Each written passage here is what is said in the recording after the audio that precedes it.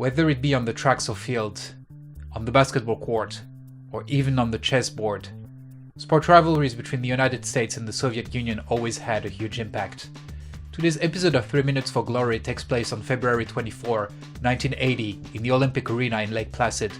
The most famous hockey game in history is about to unfold. But before we talk about that, let's go back a bit. Ice hockey has been one of the main disciplines of the Olympic Games since 1920. Canada has won 6 of the first 7 editions. In 1956, the USSR made its debut in the competition. For their first participation, the Soviets beat the United States and Canada to win their first Olympic tournament. This success can be explained by the long history of Russian hockey.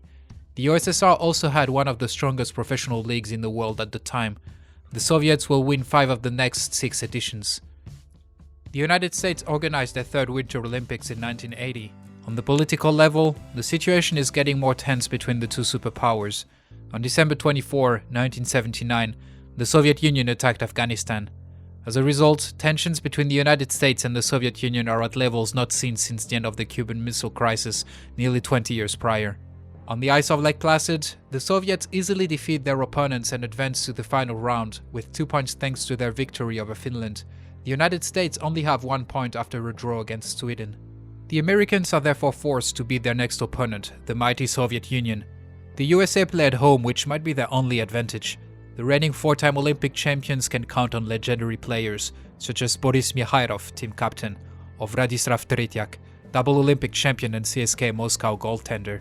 Facing them, an amateur US team, the youngest in the tournament, with an average age of 22 against 26 for the Soviets. Indeed, NHL players were contractually banned from participating in the Olympics until 1998. The USSR logically takes the lead in the 10th minute via a goal from Vladimir Krutov. The Americans come back, but the Soviets score a second goal. Mark Johnson scores the equalizer in the final seconds of the first period. This surprise goal pushes the Soviet coach to replace Tretiak. This inexplicable change does not seem to matter, as the USSR regains the advantage. Jim Craig, the American goaltender, manages to keep his team in the game by stopping 11 shots in the second period. The Americans pick up the score during a power play at the start of the third period, followed by a 4th goal 10 minutes from the end of the match.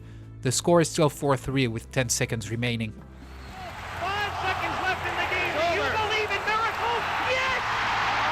Unbelievable! The Americans won their last match against Finland 4-2, which secured them the gold medal, 1 point ahead of the USSR, which obliterated Sweden 9-2 to win silver. In the Olympic medal table, the Soviet Union finishes first ahead of East Germany and the United States, but the stakes are not there. The miracle on ice is an early sign that the American dream will be back in the 1980s after being brought down by the Vietnam War. This comeback is illustrated by the scarification of athletes, which peaked during the Reagan years, with legends such as Carl Lewis, Michael Jordan, Bo Jackson or Mike Tyson, who went beyond the world of sport and became true icons of their time. The fact that the Soviet Union finished ahead of the USA in every Olympics the two countries participated in the 1980s doesn't matter. America no longer needed numbers at the end of the Cold War, because they had the best stories. Thank you very much for watching this episode. If you enjoyed it, please don't forget to leave a like, subscribe, and tell me in the comments which stories you would like to see featured next.